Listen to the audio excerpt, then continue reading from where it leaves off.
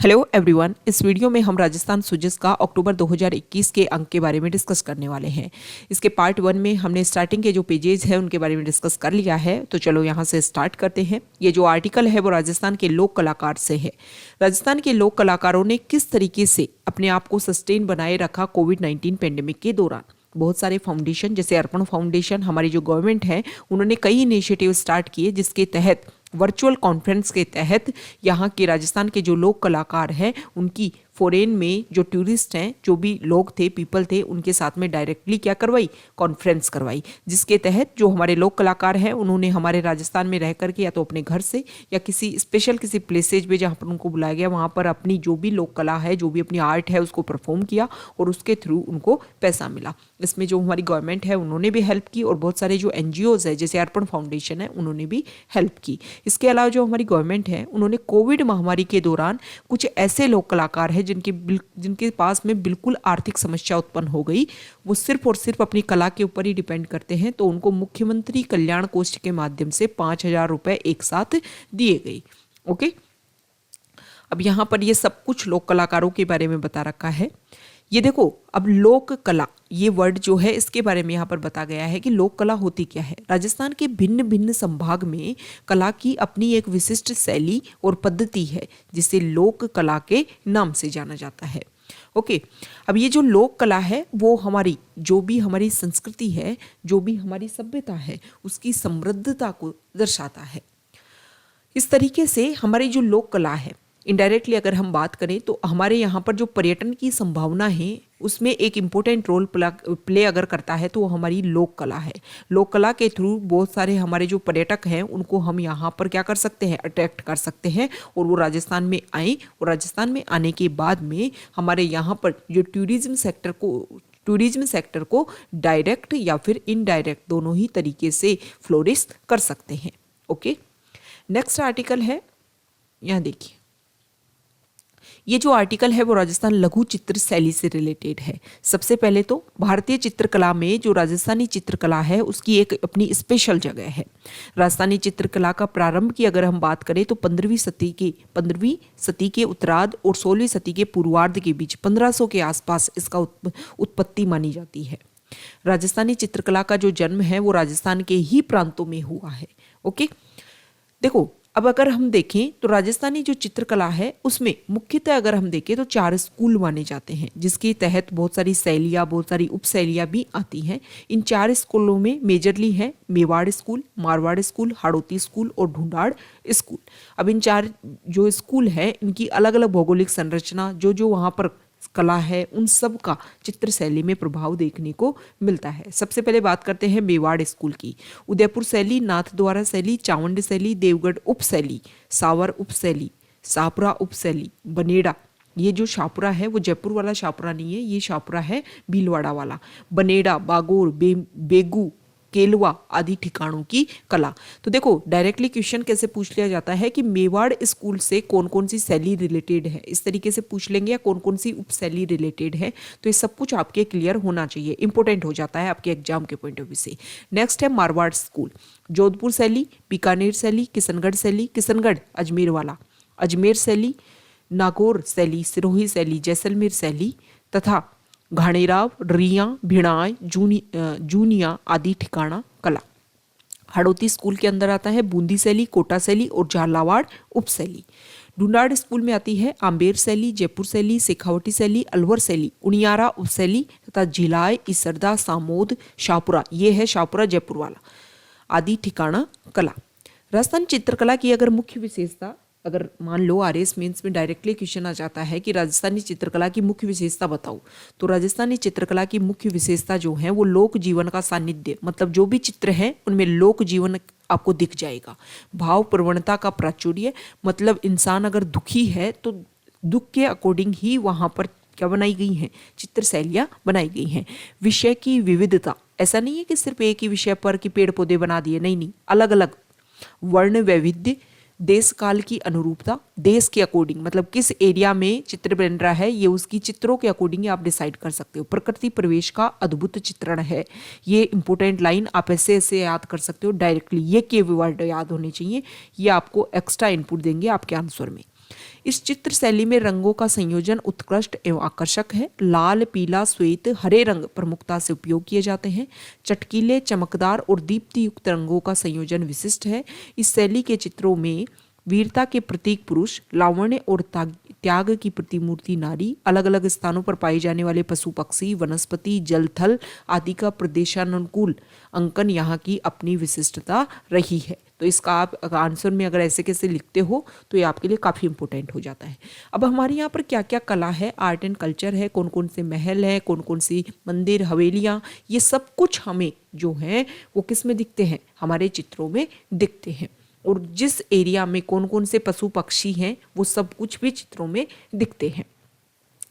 इस चित्र शैली में विषय की विविधता अनूठी है। राधा कृष्ण की विभिन्न लीलाओं, रामकथा, महाभारत, भागवत कथा, नायक नायिका भेद, राग रागिनी, 12 मास ऋतु वर्णन, दरबारी जीवन उत्सव, राजा रानियों का चित्रांकन, लोक कथाएं हैं।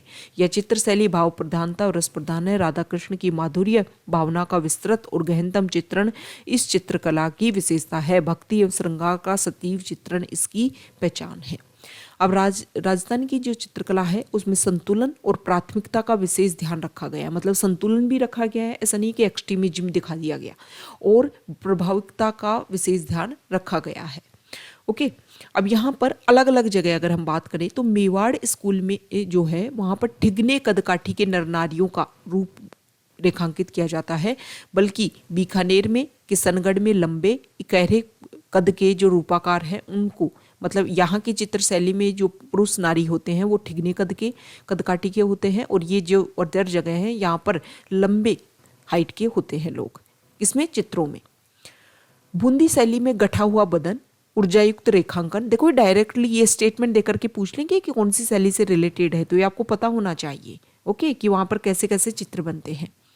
अंग प्रत्यंग गोलाकार लयात्मक राजसी ठाटबाट से युक्त गवाक्ष और छत्रियों का स्थापत्य, अलंकारिक सूक्ष्म एवं यथार्थ मनोहारी प्राकृतिक उपकरणों का रूपांकन, भारतीय प्रतीकों जैसे कमल, खंजन, मृग, नारियल, केले के गाछ, कमल नाल, कमल, कनक, कलश, चकोर आदि के अनुकूल हुआ है।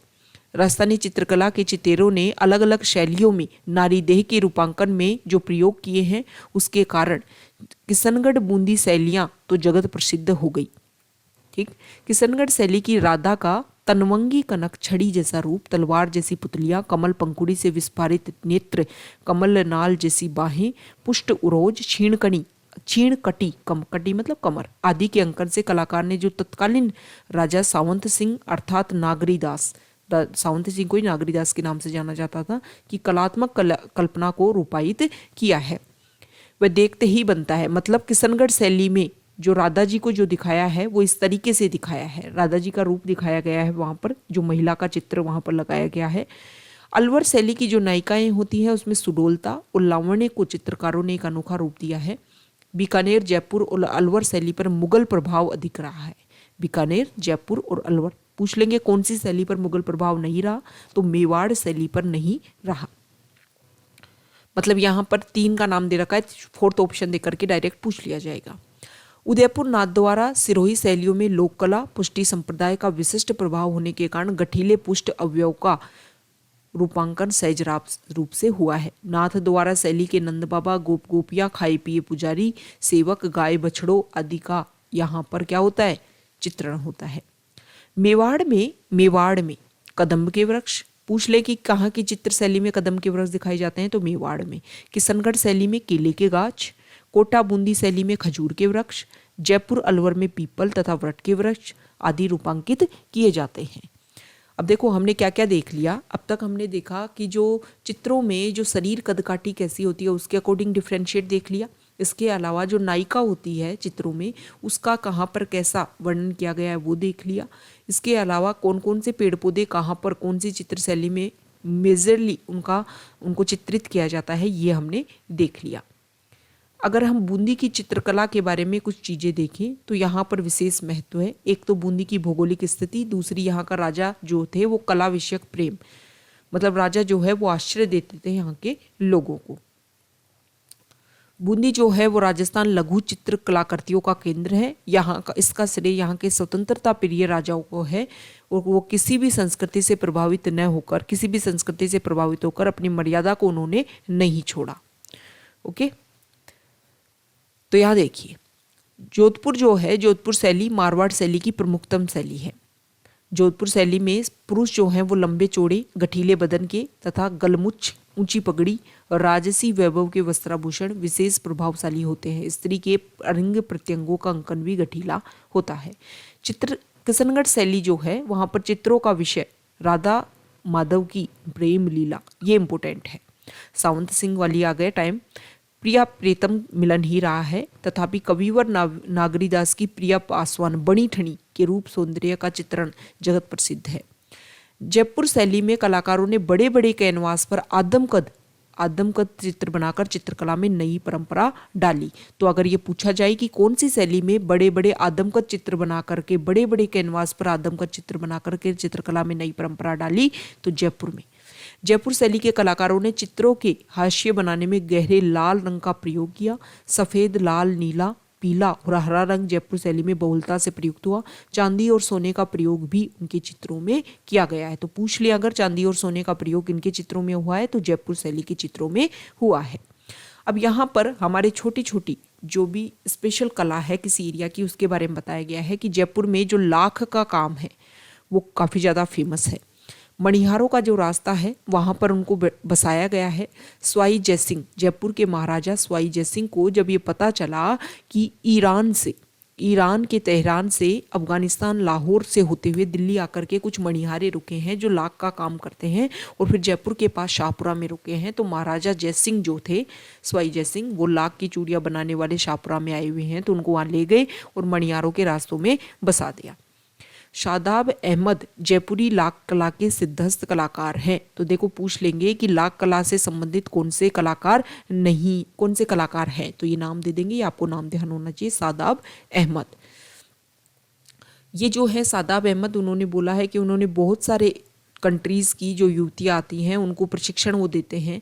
अब ये लाख क्या होती है? लाख जो है एक लाल राल या रेजिन है जो फूले, मेजिया, सेमिलाटा, कुसुम, बेर, पलास, बबूल, पाकड़, सीसम, सागवान, जंगल जलेबी, कुसुमी जैसे पेड़ पौधों की शाखाओं पर पलने वाले कीड़ों, लेसिफर लक्का, केरिया लक्का नाम के कीड़ों से श्रवण से प्राप्त होता है। भारतवर्ष में लाख कला का महत्व महाभारत काल से है। कौरवों ने पांडवों को भस्म करने के लिए लाख से लाक्षाग्रह बनवाया था। लाख को सुहाग का प्रतीक और पवित्र वस्तु माना गया है। अगर पूछ ले कि व्हाट इज लाख, तो आप ये आंसर लिख सकते हो। लाख से रंग बिरंगी मनमोहक चूड़ियाँ, कड़े, अनेक कलात्मक वस्तुएं तैयार की जाती हैं। भारत में त्योहारों, उत्सव, रीति रिवाजों एवं परंपराओं से जुड़े मांगलिक कार्यों एवं पूजा अर्चन में लाख का उपयोग होता है। ओके, अब यहाँ पर बताया गया है king of hobbies. King of hobbies क्या होता है? फिलाटेली मतलब जो डाक टिकट है उनको इकट्ठा करना, जिसको किंग ऑफ हॉबीज के नाम से भी जाना जाता है।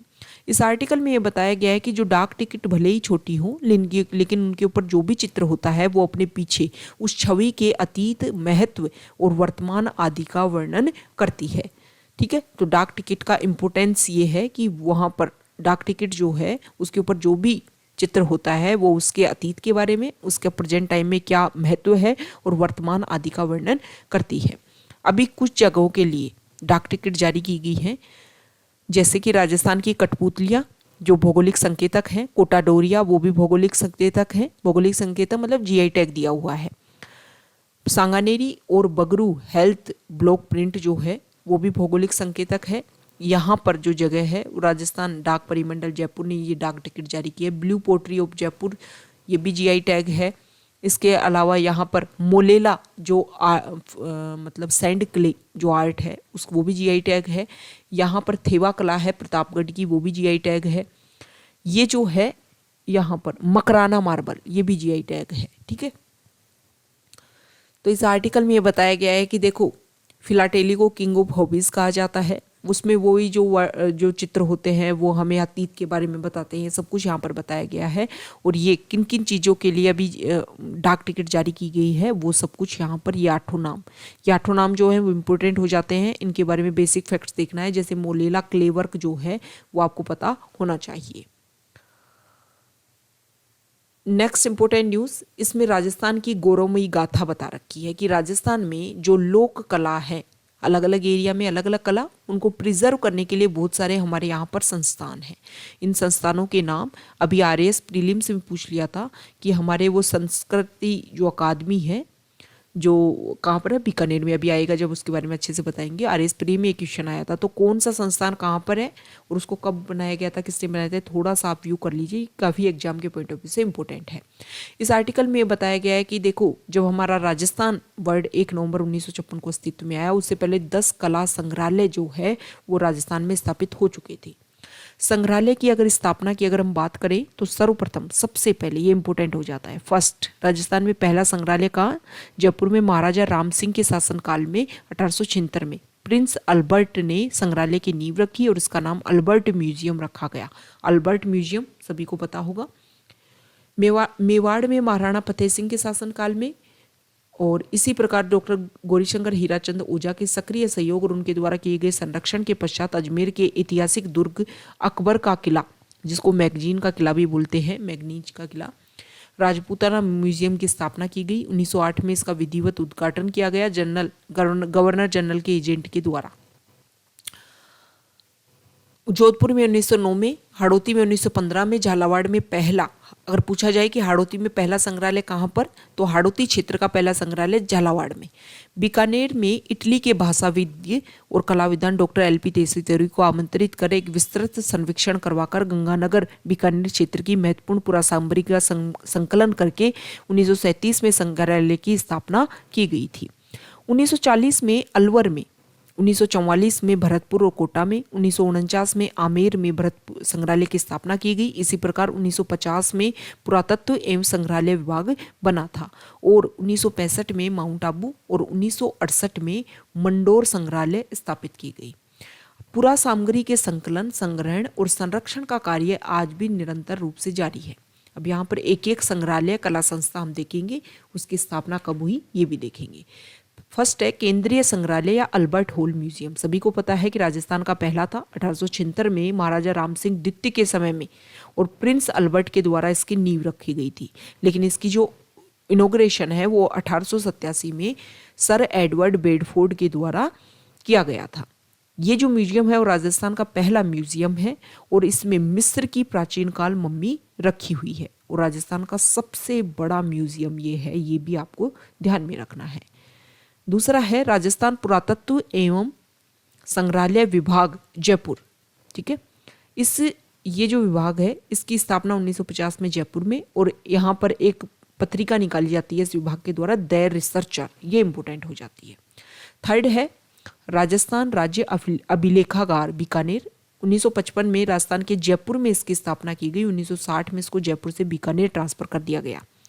राजस्थान अभिलेखागार की स्थापना का मुख्य उद्देश्य यह था कि इतिहास में जो भी लिखित सामग्री है उसको सुरक्षित करना था। इस विभाग में मुख्यालय के अलावा 6 अन्य शाखाएं भी हैं जो राजस्थान के अलग अलग शहरों में हैं, जिसमें जयपुर, अलवर, अजमेर, उदयपुर, कोटा और भरतपुर। 4 नंबर पर है प्राच्य विद्या प्रतिष्ठान जोधपुर। इसकी स्थापना 1955 में जोधपुर में राजस्थान सरकार के द्वारा 1950 में संस्कृत मंडल की स्थापना की गई और संस्कृत मंडल का पुनर्गठन कर 1955 में प्राच्य विद्या प्रतिष्ठान के रूप में बदल दिया गया था। 5th है अरबी फारसी शोध संस्थान टोक में। कसरे इल्म के नाम से 1978 में टोक में की गई थी इसकी स्थापना। अरबी फारसी शोध संस्थान में औरंगजेब द्वारा लिखित पुस्तक आलमगिरी कुरान, साझा द्वारा लिखवाई गई पुस्तक कुरान कमाल रखी गई है। 6 नंबर पर है सर छोटू राम स्मारक संग्रहालय संगरिया। यहाँ पर देखिए इसकी जो स्थापना है वो हनुमानगढ़ में केशवानंद के द्वारा हनुमानगढ़ जिले के जो संगरिया नामक जगह है वहाँ पर की गई। इसमें विशाल कमंडल और महाराजा रणजीत सिंह के दरबार की कैमरा फोटो और चैम्बर ऑफ प्रिंसेज की 14 फरवरी 1921 की कैमरा फोटो दर्शनीय है। बागौर की हवेली संग्रहालय उदयपुर में है। जो पिछोला झील है उसके किनारे गणगौर घाट है, वहाँ पर बागौर की हवेली है। 1997 में इसको बनाया गया। राजस्थान में पहने जाने वाले साफे और भांति भांति की 500 पगड़ियाँ यहाँ पर रखी हुई है। इसी परिसर में बागोर की जो हवेली संग्रहालय है, उसी परिसर में पश्चिमी क्षेत्र सांस्कृतिक केंद्र का कार्यालय भी संचालित है। नेक्स्ट है जनजाति संग्रहालय, उदयपुर में है। 30 दिसंबर 1983 को उदयपुर में माणिक्यलाल वर्मा जनजाति शोध संस्थान के द्वारा की गई थी। अब देखो किसके द्वारा की गई थी, माणिक्यलाल वर्मा जनजाति शोध संस्थान के द्वारा जनजाति संग्रहालय की स्थापना की गई थी। जनजाति संग्रहालय के प्रवेश द्वार पर मेवाड़ का राज्य चिन्ह क्या है, जो दृढ़ राखे धर्म को ताही राखे करतार रखा गया है। भादरिया लाइब्रेरी पोखरण जैसलमेर, अगर हम बात करें तो पोखरण में भादरिया राय माता मंदिर जो है वहाँ पर ये स्थित है और एशिया का सबसे बड़ा गैर सरकारी पुस्तकालय है। इसकी स्थापना 1983 में संत हरवंश सिंह निर्मल के द्वारा की गई थी। पंजाब के फिरोजपुर के निवासी थे। 15,000 वर्ग फीट में फैला हुआ है। 9 लाख पुस्तकें हैं। 4,000 लोग एक साथ बैठने की इसमें यहाँ पर व्यवस्था है। राजकीय संग्रहालय अजमेर, भारत सरकार के द्वारा मैगजीन के किले में अकबर का किला भी जिसको बोलते हैं 19 अक्टूबर 1908 को राजपूताना म्यूजियम के नाम से की गई थी। नेक्स्ट है कुतुबखाना अलवर, महाराजा विनय सिंह के शासनकाल में संवत 1894 में कुतुबखाना पुस्तकशाला स्थापित किए गए थे। कुतुबखाना, सिलाखाना, तोसाखाना की पुरा सामग्री के विशेष नमूने 1881 में लाहौर प्रदर्शनी में, 1883 में कलकत्ता में, 1886 में लंदन, 1903 में दिल्ली और 1910 में इलाहाबाद में प्रदर्शित किया गया था। ये नाम किसने बनवाया, कब बनवाया, ये ध्यान होना चाहिए। सन कब बनवाया कुछ इंपॉर्टेंट है, उनके ध्यान रख सकते हो, सबके ध्यान रखने की जरूरत नहीं है, बस किसने बनवाया और कौन सा म्यूजियम कहाँ है। तो नेक्स्ट है सरदार म्यूजियम, जोधपुर में है और सरदार राजकीय संग्रहालय के नाम से भी इसको जाना जाता है। राजकीय संग्रहालय बीकानेर, इसका उद्घाटन महाराजा गंगा सिंह के समय में तत्कालीन वायसराय लॉर्ड लिथगो द्वारा 1937 में गंगा गोल्डन जुबली म्यूजियम के नाम से किया गया था। मतलब पहले इसका नाम दूसरा था, बाद में यह संग्रहालय LP तेसीतोरी भाषा विज्ञानी डॉक्टर LP तेसीतोरी के द्वारा निर्मित है। इस संग्रहालय को Ganga Singh museum, Ganga golden jubilee museum के नाम से भी जाना जाता है। इस संग्रहालय में पल्लू से प्राप्त जैन सरस्वती की आकर्षक प्रतिमा है। राजकीय संग्रहालय बीकानेर में कुल 3 संग्रहालय शामिल है। मतलब ये बड़ा संग्रहालय, इसमें भी 3 संग्रहालय हैं। करणी संग्रहालय, यह संग्रहालय बीकानेर में जूनागढ़ किले के गंगा निवास में स्थित है। शार्दुल म्यूजियम या शार्दुल सिंह संग्रहालय बीकानेर के लालगढ़ महल की दूसरी मंजिल पर स्थित है। संग्रहालय 1972 में अस्तित्व में आया था। और तीसरा है राजकीय संग्रहालय बीकानेर। ये 3 अंडर आते हैं इसकी। नेक्स्ट है सिटी पैलेस म्यूजियम जयपुर, इसकी स्थापना 1959 में जयपुर के सिटी पैलेस में महाराजा स्वाई मान सिंह द्वितीय के द्वारा करवाई गई। स्वाई मान सिंह संग्रहालय के नाम से जानते हैं। इस संग्रहालय में दीवाने खास है। वहां पर चांदी के 2 बड़े बड़े देग जार रखे हुए हैं जिनको गिनीज ऑफ वर्ल्ड रिकॉर्ड में रखा गया है। दर्जेमो जिन भद्रशुरी ज्ञान भंडार जैसलमेर जिले के सोनारगढ़ दुर्ग में है। यहाँ पर प्राचीन ग्रंथों का भंडार है। सिटी पैलेस म्यूजियम उदयपुर, इस संग्रहालय का निर्माण महाराजा अमर सिंह प्रथम के द्वारा करवाया गया। यह संग्रहालय उदयपुर के सिटी पैलेस में स्थित है। नेक्स्ट है राजकीय संग्रहालय उदयपुर, इस संग्रहालय को राजकीय प्रताप संग्रहालय भी कहते हैं। भवानी नाट्यशाला झालावाड़, राज्य के रंगकर्म की इस अनुपम धरोहर का निर्माण 1921 में तत्कालीन झालावाड़ रियासत के नरेश भवानी सिंह ने ओपेरा शैली में करवाया था। नेक्स्ट है श्री सरस्वती पुस्तकालय फतेहपुर सीकर में। यहाँ पर वासुदेव गोयनका ने और बजरंग लाल लोहिया ने इसकी स्थापना की थी। राजस्थान का जो सीकर जिला है वहाँ पर जो फतेहपुर है। पुस्तक प्रकाश पुस्तकालय जोधपुर में है। महाराजा मान सिंह के द्वारा ब्लू सिटी, देखो जोधपुर को ब्लू सिटी के नाम से जानते हैं, तो वहाँ पर ये स्थित है। पोथीखाना जयपुर में ही होगा, जयपुर में है तो पोथीखाना। और स्वाई मान सिंह द्वितीय के द्वारा इसकी स्थापना 1952 में करवाई गई थी। सरस्वती भंडार राजस्थान के उदयपुर में है, चित्रकला के लिए फेमस है। रूपायन संस्थान बोरुंदा जोधपुर में है। जोधपुर के बोरुंदा नामा कोमल कोठारी द्वारा इसका निर्माण। बिरला तकनीकी म्यूजियम पिलानी में है। यहाँ पर बिट्स भी है, आप सभी को पता है। और तकनीकी के क्षेत्र में देखें तो राजस्थान का भारत का पहला म्यूजियम है। कोयले की खानों का प्रदर्शन पूरे एशिया में, इस म्यूजियम में स्थित कोयले की खानों कोल माइंस का जो प्रदर्शन है पूरे एशिया में फेमस है। राजस्थानी शोध संस्थान जोधपुर जिले का जो चौपासनी नामक जगह है वहाँ पर सिचुएटेड है।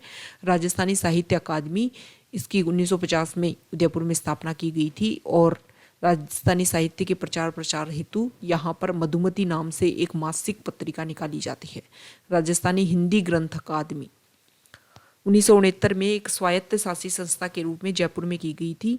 हिंदी भाषा में विभिन्न विषयों को लेकर के किताबें निकालती हैं। यहाँ पर हिंदी बुनियाद इसकी द्विमासिक पत्रिका है। निदेशक डॉक्टर बजरंग लाल सैनी है। राजस्थान संस्कृत अकादमी इसकी 1980 में जयपुर में, निदेशक संजय जाला। राजस्थान उर्दू अकादमी ये भी जयपुर में 1979 में। राजस्थान सिंधी जयपुर में 1979 में। राजस्थान सिंधी अकादमी की रिहाण नाम से वार्षिक पत्रिका निकाली जाती है। राजस्थानी भाषा संस्कृति साहित्य एवं संस्कृति अकादमी, ये पूछा था आरएएस प्री 2021 में। आरएएस प्री 2021 में पूछा था कहाँ पर सिचुएटेड है, तो बीकानेर में है और जागती ज्योत इसकी मासिक पत्रिका निकलती है।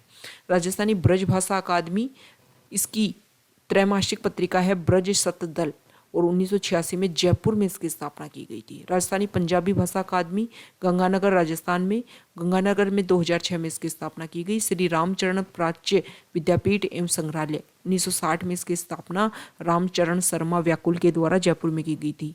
यहाँ पर 18 करोड़ वर्ष पुरानी पेड़ों की छाल और तने से लेकर शंख, सीप, ताम्रपत्र आदि और अंतिम मुगल शासक बहादुर शाह जफर के बड़े बेटे मिर्जा अब्दुल्ला का वैवाहिक आमंत्रण पत्र मूल काबे नामा तक यहाँ संरक्षित है।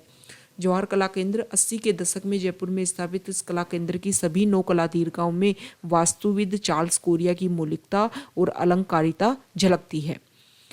पंडित झाबरमल शोध संस्थान ये जो है, इसकी स्थापना प्रसिद्ध इतिहासकार पत्रकार पद्म भूषण पंडित झाबरमल शर्मा 1888 से 1983 की स्मृति में सन 2000 में की गई थी। तो ये हमने देखा है कि बहुत इंपॉर्टेंट संस्थान। नेक्स्ट अगर हम देखें तो जयपुर में एक अनोखा तीर्थ स्थल है जो जमवा रामगढ़ है। वहाँ पर जमवाई माता है। बहुत सारे लोग आते हैं, लेकिन जमवा रामगढ़ की एक तहसील है और ग्राम पंचायत का नाम है बोबाड़ी। बोबाड़ी में देहली धाम है। देहली धाम में जो किशन दास महाराज ने बुलियापुर पर बहुत ज़्यादा तपस्या की थी और 600 बीघा में यहाँ पर बहुत बड़ा चारागाह है, लेकिन वहाँ पर सिर्फ चींटियाँ ही चींटियाँ दिखती हैं। बहुत सारे लोग आते हैं यहाँ पर चींटियों को दाना डालने के लिए। उन दाने से ही जो बहुत सारे पेड़ यहाँ पर निकल जाते हैं। और ऐसे भी बोलते हैं कि यहाँ पर एक पानी की तलाई है, अगर उसमें स्नान करते हैं तो चर्म रोग से नहाने मात्र से ही, स्नान करने से ही बीमारियां दूर हो जाती हैं। यहाँ पर विद्युत उपलब्धता बनाए रखने के लिए सार्थक प्रयास किए जा रहे हैं कि देखो जो इलेक्ट्रिसिटी है उसकी अवेलेबिलिटी बहुत कम हो रही है। इसकी वजह से, ठीक है, इसकी वजह से जो गवर्नमेंट है वो कोशिश कर रही है। तो यहाँ पर सिर्फ यही बता रखा है। यहाँ पर देखो अल्टरनेट ढूंढ रखा है कि भाई देखो कोयले की कमी हो रही है, कोयले की कमी होने की वजह से इलेक्ट्रिसिटी का जनरेशन कम हो रहा है, तो सौर ऊर्जा की तरफ, सोलर लाइट की तरफ आ जाओ। तो यहाँ पर एग्जांपल दे रखा है कि किस तरीके से लोग आने वाले टाइम में सोलर लाइट की तरफ बढ़ रहे हैं, क्योंकि जो गवर्नमेंट है वो इसके लिए ग्रांट भी दे रही है। और जब ग्रांट दे रही है तो ईजिली लोग अपने जो खेत हैं उसमें इंस्टॉल कर रहे हैं, जिसकी वजह से ना सिर्फ वो सिंचाई कर पा रहे हैं, इरिगेशन में इसका यूज़ कर रहे हैं, बल्कि जो लाइटिंग है मतलब घर में रोशनी करने के लिए भी यहाँ की लाइट का यूज़ किया जा रहा है। सोलर लाइट की तरफ जाने का एक मेन काम ये है कि रात में सर्दियों के टाइम में जो लाइट ट्रिप होती है, मतलब कट जाती है कुछ समय के लिए और दोबारा आती है, तो दोबारा मोटर ऑन करने के लिए जो भी फैमिली है उसको इस चीज़ के लिए रात भर क्या रहना पड़ता है, अपने आप को प्रिपेयर रखना पड़ता है, जागना पड़ता है। लेकिन अगर सोलर लाइट से लाइट चलेगी, मोटर चलेगी तो रेगुलर चलती रहेगी, ट्रिपिंग जैसी जो समस्या है वो नहीं आएगी। मतलब इसमें किसी भी ग्रिड की ज़रूरत नहीं होती। सोलर लाइट में अपने खुद का ग्रिड बनाओ, स्टोर करो और उसको फिर यूज़ कर लो। यहाँ पर बिजली संकट के बारे में बताया गया है कि विश्व में क्या स्थिति है। भाई विश्व में देख लो, देश में देख लो, प्रदेश में, हर जगह जो है वो बिजली संकट है। चीन में तो बिजली की भारी कमी है, जिसकी वजह से बहुत सारी फैक्ट्रियाँ बंद हुए हैं उस टाइम। यूरोपीय देशों में जो लिक्विड गैस की कीमत है 130% तक बढ़ गई। यूके में भी पेट्रोलियम पदार्थों की भारी किल्लत है। लेबनान में भी बिजली की उपलब्धता में भारी कमी आई है। कोयले के दाम जो है वो 3 गुना हो गए हैं और सरकार ने कह दिया है कई देशों में भाई भारी किल्लत है। देश में कोयले की खदानों में पानी भर गया, जिसकी वजह से उपलब्धता कम हो रही है। बहुत सारे हमारे संयंत्र ऐसे हैं जहाँ पर अवेलेबिलिटी कम से कम, अगर हम रूल्स एंड रेगुलेशंस को फॉलो करें तो हर बिजली संयंत्र के पास कम से कम 2 हफ्ते का कोयला स्टॉक होना चाहिए। पर बहुत सारे संयंत्र ऐसे हैं जहाँ पर तो सिर्फ 1 दिन का कोयला बचा हुआ है।